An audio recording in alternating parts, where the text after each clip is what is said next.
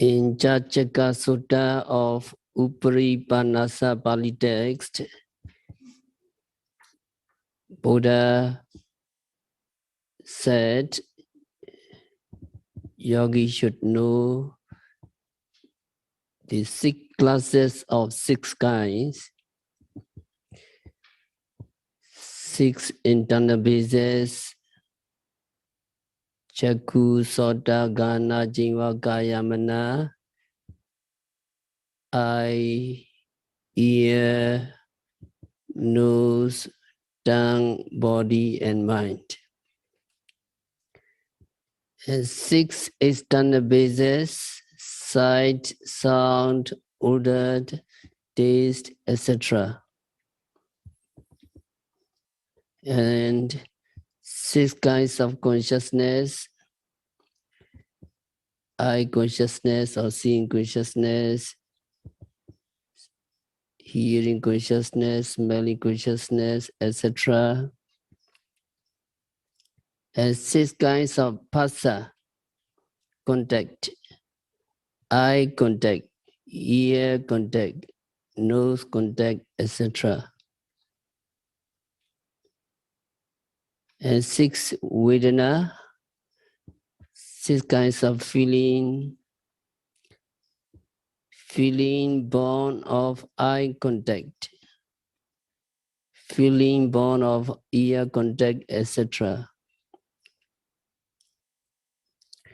So yogi should know means, according to the commentary, yogi should know by means of vipassana contemplation. And yogi should know by means of Riya Mega Jnana.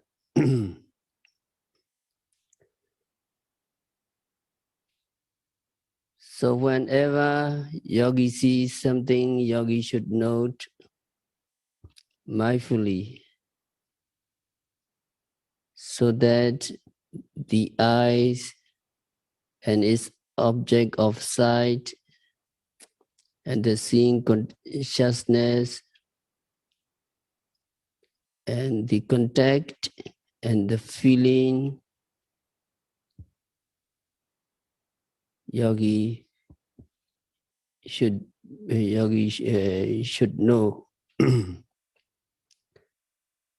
And if liking and craving for that object develops along with seeing, that desire should also be noted as liking, etc.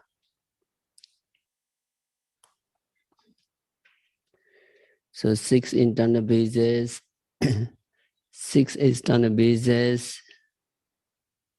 and 6 kinds of consciousness, and 6 kinds of phassa. So phassa, yogi should know the phassa in terms of lakkhana, rasa, and bijupatthana. What is the lakkhana, characteristics of phassa? Phassa has the characteristic of touching, that is not physical touching. And what is that function? The function of phassa is impingement, as it causes consciousness and the object to impinge, to come together or to touch together. So the manifestations of contact is the concurrent of consciousness, sense faculty, and object. So how manifest to the yogis? Phassa manifests itself to the minds of yogi as coming together of the 3. Let's say it's seeing consciousness, There is a eye sensitivity, retina is clear, and there is the object, the visible object is in front of you. And when the visible object comes into the avenue of the eye sensitivity, there is seeing consciousness. When these three arise, phassa also arises, and phassa is something like the concurrence, the coming together of the three. And the proximate cause is an objective field that comes into focus.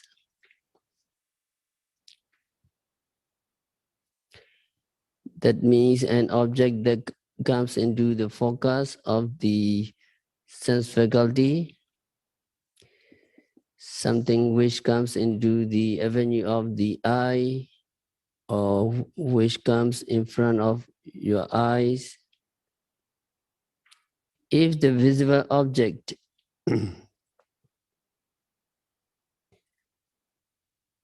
does not come into the avenue of your eyes, you do not see.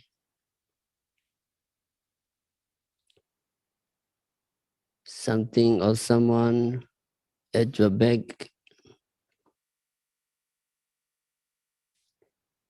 you do not see them, and you have no seeing consciousness.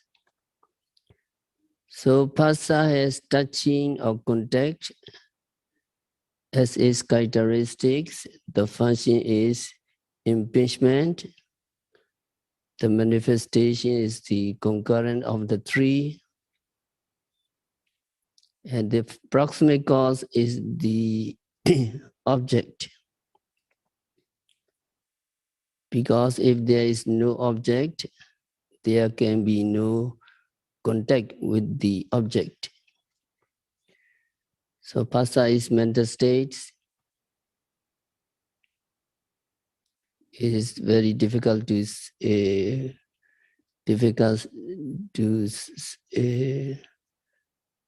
know, difficult to see that phassa,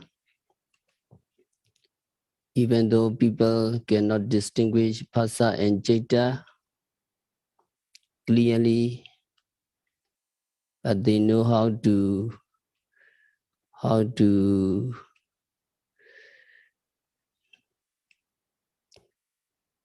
enjoy the things,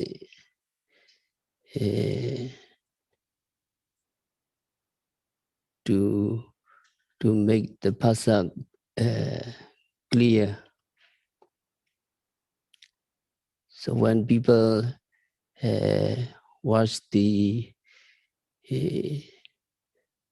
watch something in the theater, they need to have more clear sensation. So they want to make the phassa to be clear. If the phassa clear, vedana is really enjoyable. Phassa picchaya vedana. Dependent on phassa, vedana arise. So to have the pleasurable vedana, pleasurable sensation, phassa is also necessary to be clear.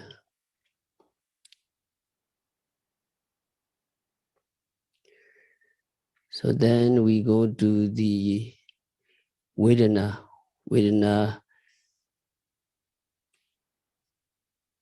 Vedana is one of the aggregates, Saṅkhārakkhandha. Also during the practice of meditation, yogis contemplate vedana in many ways. Yogis are very familiar with vedana. Feeling is a mental factor. It is not physical. There may be pain as a physical things. The experience of that pain is what we call feeling. Feeling is actually not in our physical body, but in our mind. So that mental factors which experience the object, either pleasant or unpleasant or neutral, is called Vedana or feeling. So in Abhidhamma, it mentioned other mental factors. For example, phassa, contact, also experience the object.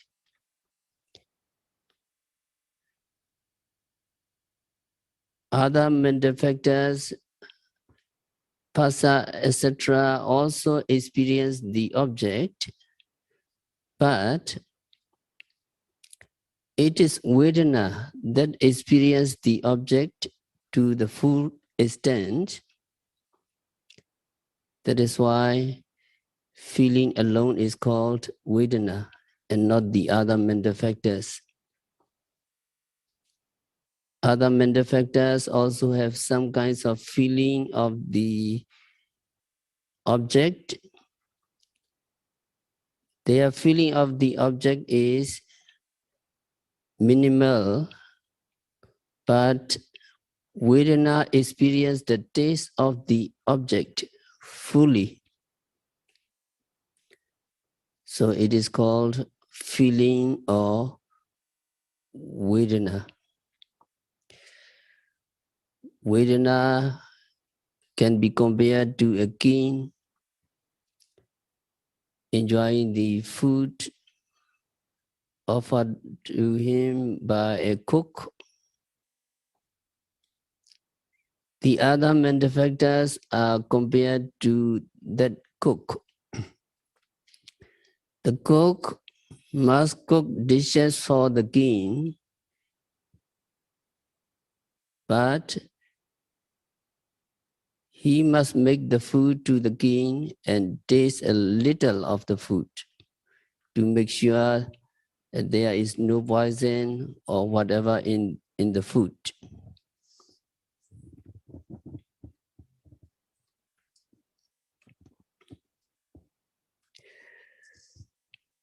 So the cook has to take just a little of the food. So his enjoyment of the food is minimal. It is the king who sits down and enjoys the food as much as he likes. In the same way, it is the Vedana, it is feeling that experience to the full extent the object.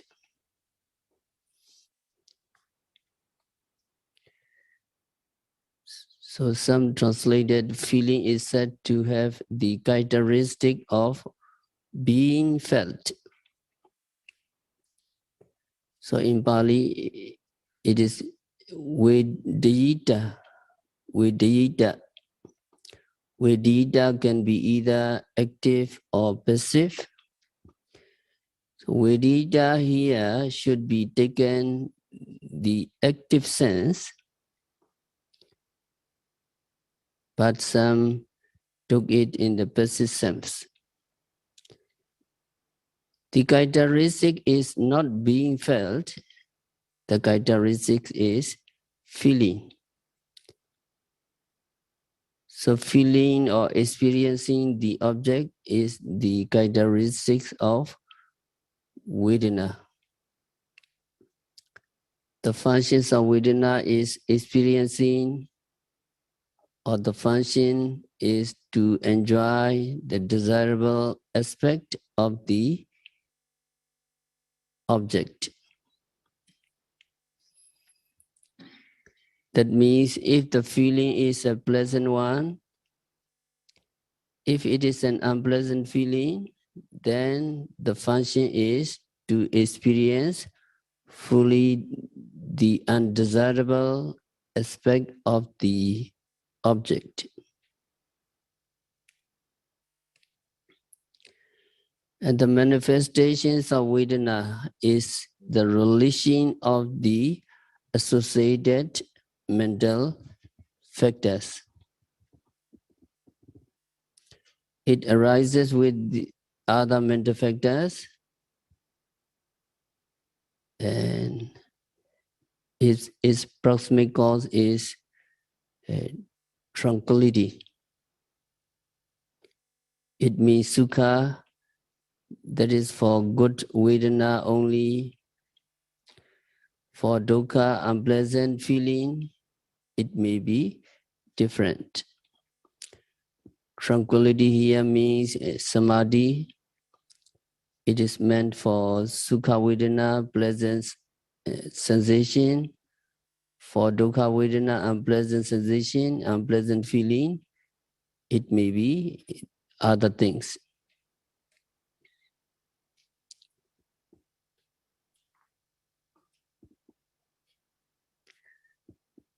So Vedana you are practicing Vedana, practically you understand very well. Vedana and then another aggregates of mental factors is Sinya. Sinya is one of the aggregates you are observing. The characteristics of perception, Sinya is the perceiving of the qualities of the object. The function is to make a sign as a condition for perceiving again that it is the same. Perception is actually making marks. When you experience an object, your mind makes a mark of it. So when you experience this again, you know that you have experienced it.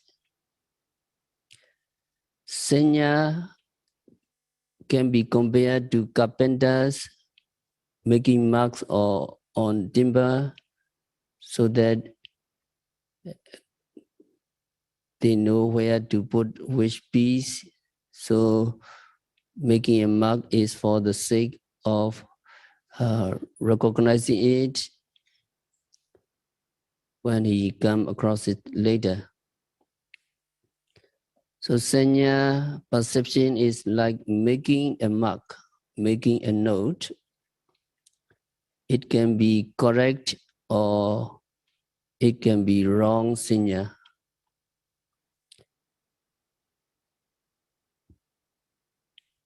We have wrong sanya, wrong perception sometimes. When sanya perception is wrong, we get wrong views, wrong notion.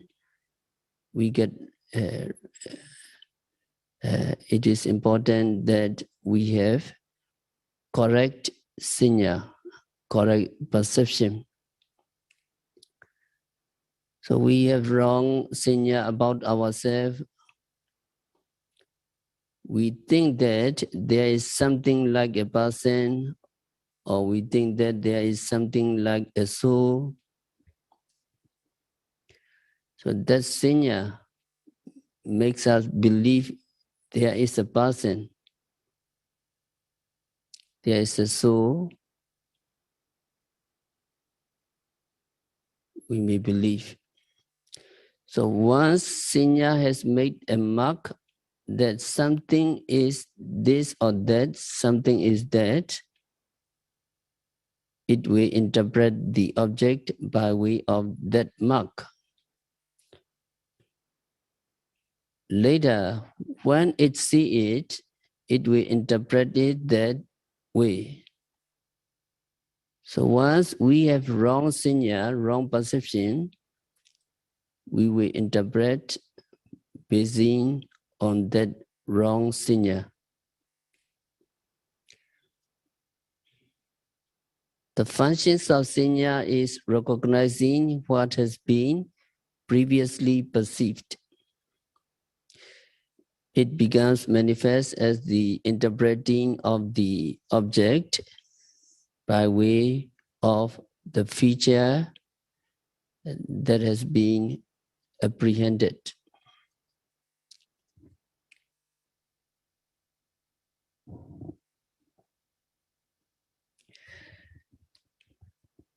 If the apprehended things is correct, it is the correct Sanya, correct perception. If the apprehended things is not correct, we have wrong perception, wrong Sanya. The proximate cause of the Sanya is the object as it appears. So the object as it appears to us, as it appears to Sanya, is the is proximate cause.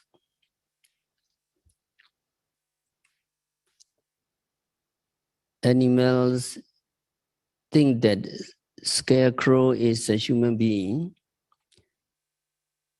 They see the scarecrow and run away because they think it is a human being. So they are wrong Sanya, wrong perception, wrong apprehension. The procedure of Sanya is compared to a carpenter's recognition of certain kinds of wood by the mark he has made on each.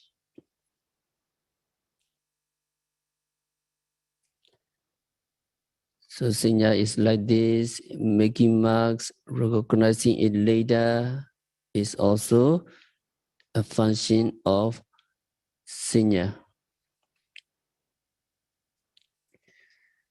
So during the practice of meditation, you are observing Rupa Khandha, Vedana, Sanya Khandha, and the Saṅkhārakkhandha, 50 mental states.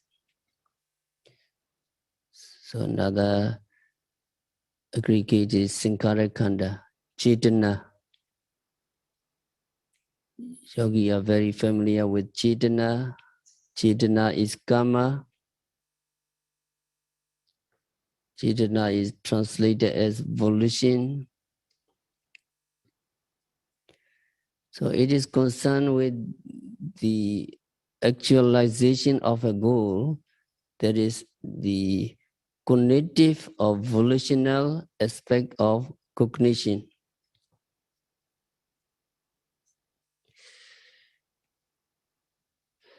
Cetana organizes the associated mental factors to act upon the object.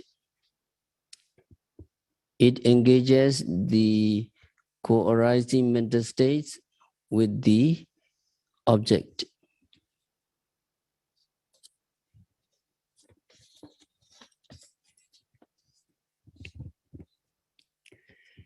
It is something that helps or pushes the other mental factors to be engaged on the object. This Cetana is compared to a chief pupil. A chief pupil learns himself and also helps other students to learn. Chief pupil learns himself and also urges other students to learn. Cetana is the same way. Cetana makes others engage on the object. It is also engaged on the object. Volition is the most significant mental factors in generating karma.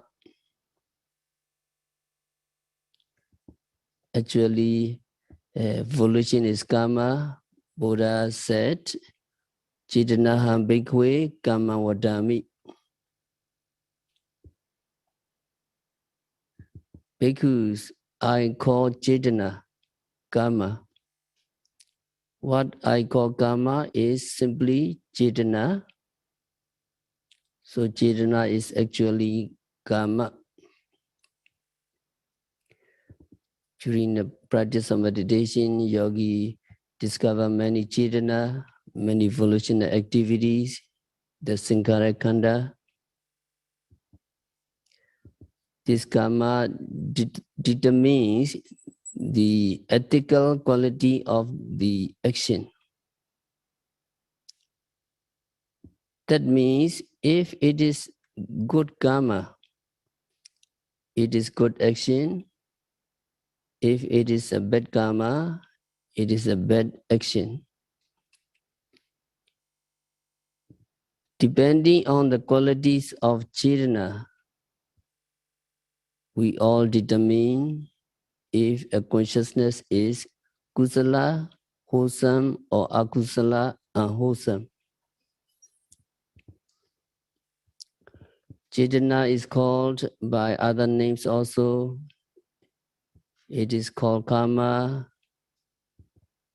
and in the Paticcasamuppada, it is called Saṅkhāra in dependent origination.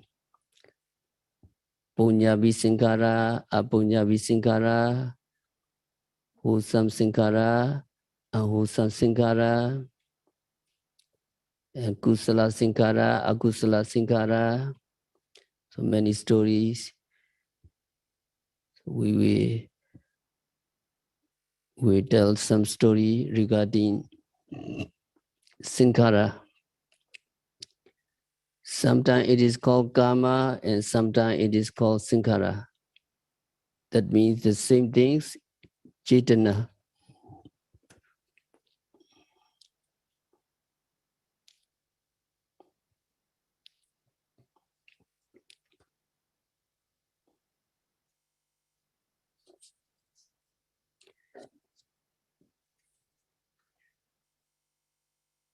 So we finish Phassa, Vedana, Sanya, and Saṅkhāra. Phassa, Vedana, Sanya, and Chetana. Phassa is from Saṅkhārakkhandha, Vedana is one aggregate, Vedana-khandha, Sanya is one aggregate, Sanya-khandha, Chetana is Saṅkhārakkhandha. Saṅkhārakkhandha. During the practice of meditation, it is very important to see, to meditate on these aggregates. At the moment of seeing, you just know seeing, but gradually your concentrations and mindfulness getting strengthened, and you know some aggregates very clearly. So at the moment of seeing, the obvious things are Namarupa. Namarupa, in the teaching of the Buddha, that obvious phenomena, Namarupa, if we do not understand clearly, it is not sure. Is not sure for our future. So regarding this, we need to understand Sakkaya Ditthi.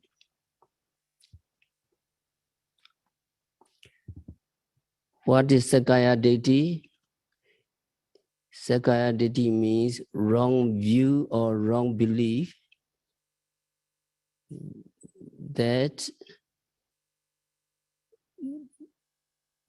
the mental and physical aggregates that clearly exist are me or I or mind. That kinds of view is Sakkaya Ditthi. Sakkaya Ditthi is a compound of the three components, Sa, Kaya, and Ditthi. Sa means clearly existing. Kaya means a group or aggregation, and Ditthi means wrong view or wrong belief. So Sa and Kaya put together,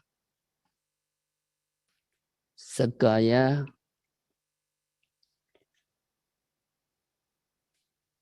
It means a group or aggregations of physical and mental phenomena that clearly exist. It's very clear, only just Namarupa is very clear, but we take wrong when seeing, hearing, etc. So the wrong view that these mental and physical phenomena that clearly exist are self or me or I or being or living entity is called Sakkaya Ditthi. So we see something. What is evident at the moment of seeing? What is seeing? You know seeing. Seeing is very difficult to see the true nature when seeing, but hearing is very clear. When we see something, with what we see because there is the eye sensitivity, retina is clear, then we see. So just you know seeing, and you understand. Seeing comes from the eyes. With the eyes you see. If there is no eye, you cannot see. So at the moment of seeing, the physical eye sensitivity is clearly exist. Then what you see because there is the object. If there is no visible object, you don't see. In the sky, you don't see anything. But outside, you see visible object. So can you see if there is no object in the sky? You cannot, because there is no object.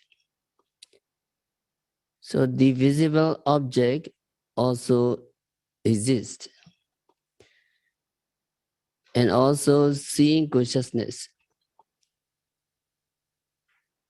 So at the moment of seeing, there is a physical eye sensitivity, visible object, and seeing consciousness. So these three clearly exist. So among these three, the eye sensitivity, retina, and the visible object are rupa or nama. Rupa. Eye sensitivity and visible object are rupa, physical phenomena. Rupa cannot know anything by themselves. When rupa encounter opposing condition, they can change in some way. So the eye sensitivity and the visible object are called rupa, physical phenomena. It means that they are phenomena that can change when encountering opposing conditions such as heat or cold, etc.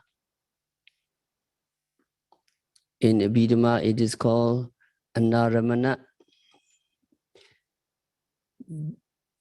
That means anaramana that cannot know the object. Anaramana rupa cannot know the object. So what know the object?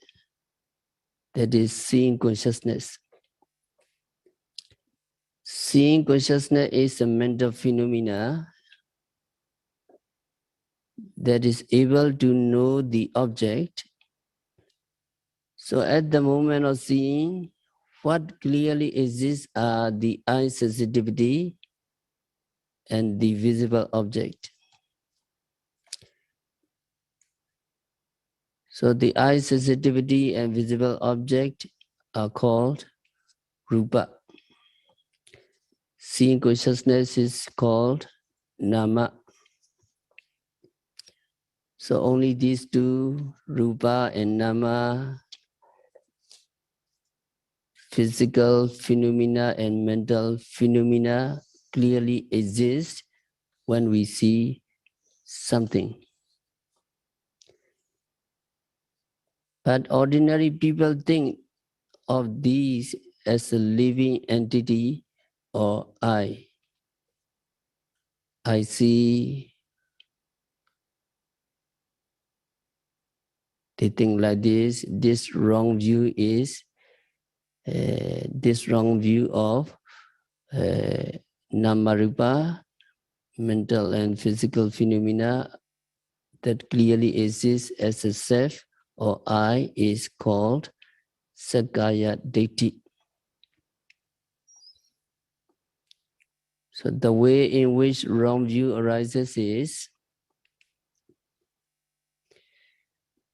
the eye sensitivity as well as the entire body are regarded as I. It is my eyes, it is my body.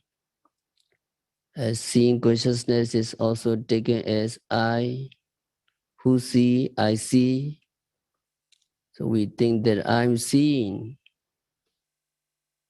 Who sees, I see, seeing is me.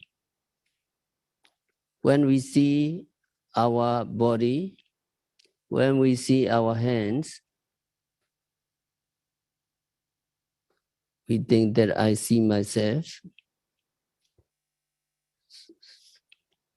So we think that the object of seeing is also ourself. The eye sensitivity, the seeing consciousness, and the object of seeing, all three are taken as I.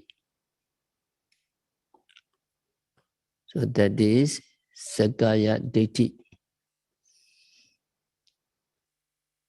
And when we see other people, we think that I see that man, I see that woman, I see that living self, I see that beings.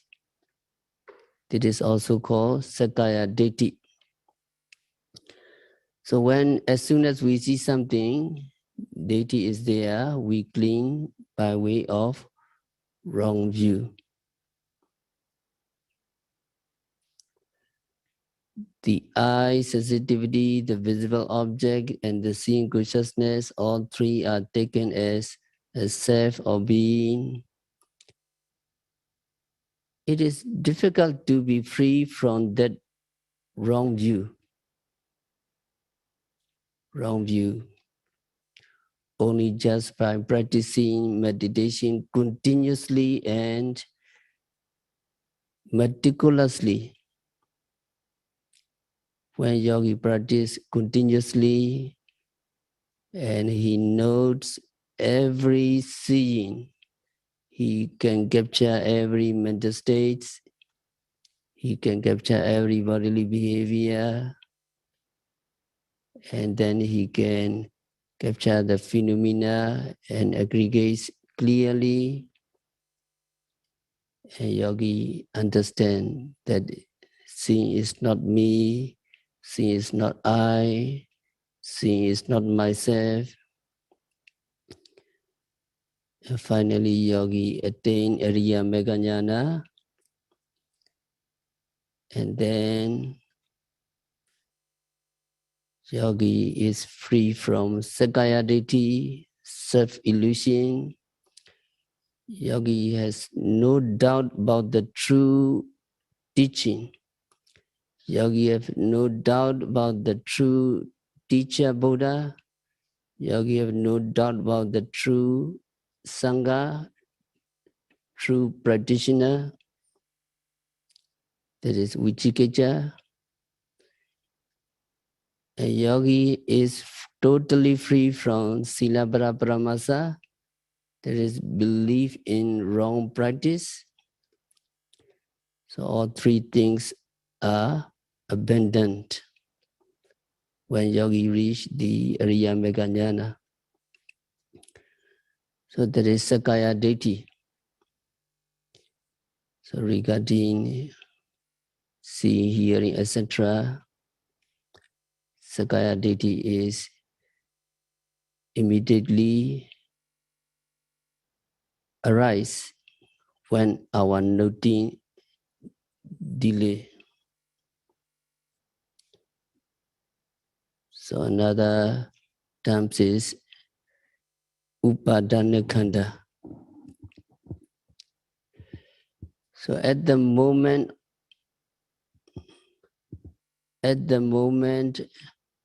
of seeing, hearing, etc.,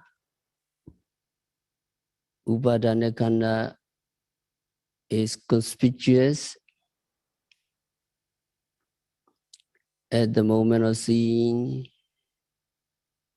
eye sensitivity, sight, and seeing consciousness are conspicuous. Feeling is conspicuous. Perception is conspicuous. And making effort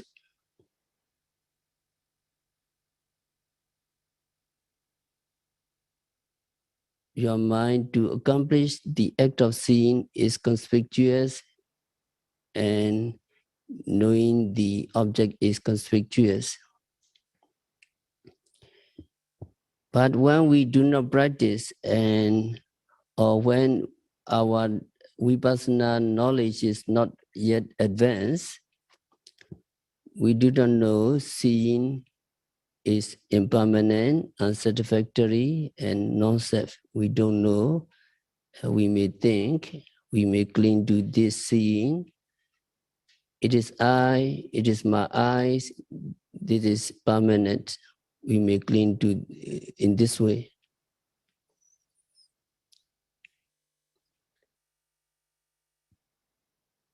So Rupa Upadanakkhandha is we cling to our eyes and the object of sight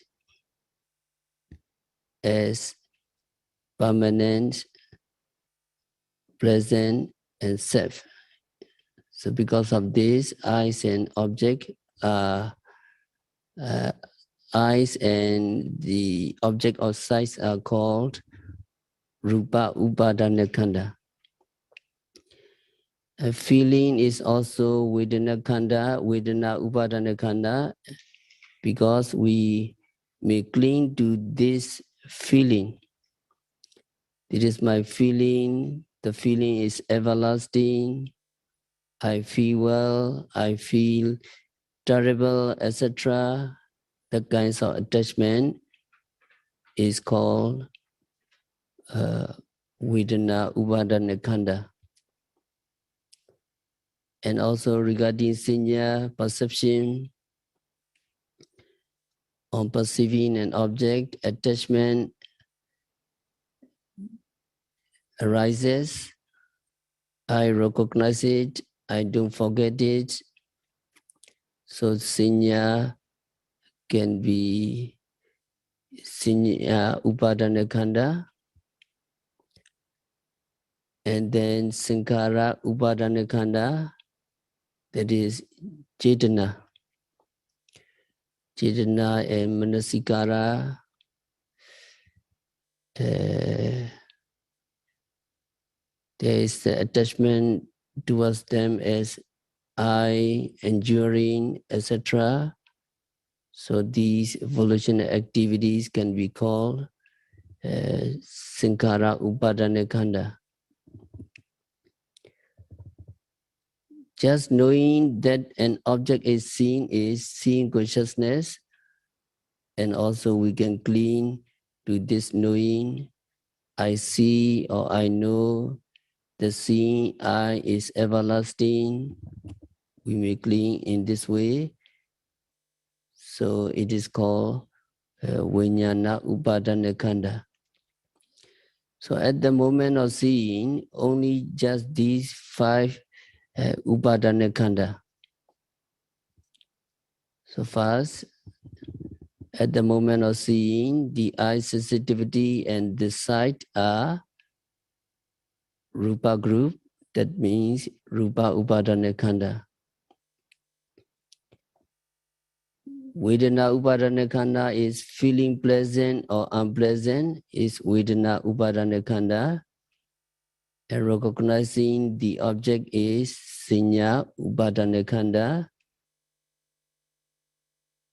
Exercising the will to see or turning the attention on the object is Saṅkhāra Upadanakkhandha. Just knowing that an object is seen is Vijnana Upadanakkhandha. Only just these 5 Upadanakkhandha when we see something. So to understand these phenomena, we have to note seeing every time we see an object, and then we will understand these phenomena clearly. We will not cling to this seeing, that is I, that is mine, that is myself, that is permanent, that is pleasant, etc.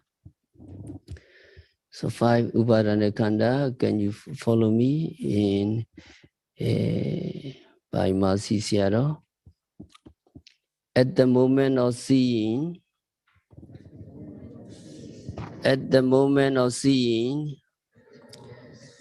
the eye sensitivity and the object of sight are Rupa group. So just when you see something, with what you see with your eyes, you see this visible object that is called Rupa. Feeling pleasant or unpleasant is Nama group. So Nama group being Vedanakkhandha. Nama is Nama here. 4 group, Vedana, Saññā, Saṅkhāra, and Vijnana all are Nama group. Recognizing or remembering the object is Nama group. So it is also Saññā is Nama, Saññā Upadanakkhandha, and Saṅkhāra group, another one. Exercising the way to see and turning the attention on the object is Nama group. So that means you turn your attention on the object, that is desire to change, intention to go, intention to move, intention to see, etc. These are Saṅkhārakkhandha, Saṅkhāra Upadanakkhandha. And another one, just knowing that an object is seen, just knowing that an object is seen is Nama group.